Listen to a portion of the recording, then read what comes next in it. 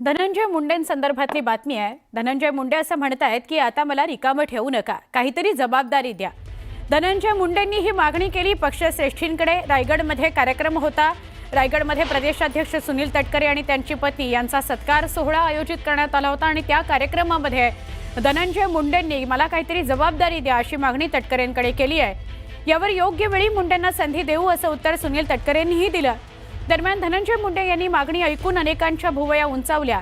दुसरीकडे छगन भुजबळांनी मात्र धनंजय मुंडेंच्या वक्तव्यावर मिश्किल भाष्य केलेलं आहे। पक्ष त्यांचा विचार जरूर करेल, पण तोपर्यंत माझ्याकडे एक काम आहे धनंजय मुंडेंसाठी।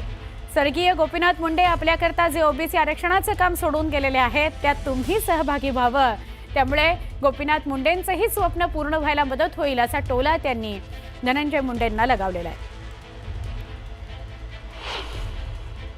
कायम आम्हाला मार्गदर्शन करत राहावं। चुकलो तर कान धरावा, नाही चुकलो तर चालतं। पण आता रिकामं ठेवू नका।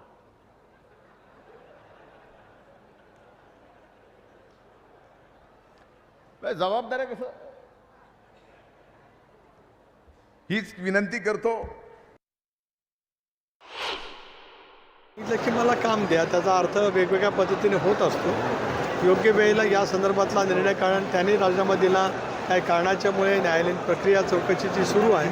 त्या संदर्भातला निर्णय पक्षश्रेष्ठी आणि युतीचे नेते मुख्यमंत्री अजितदादा एकत्रितपणे बसून घेतील।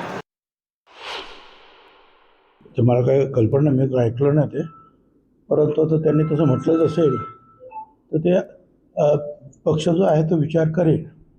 आणि तोपर्यंत आपलं मी मात्र एवढंच सांगेन की एक काम जरूर आहे आपल्याकडे, बाकीचं ते काही अजितदादा बघतील, पण स्वर्गीय गोपीनाथराव मुंडे यांनी आपल्यासाठी जे काम सोडून गेलेले आहे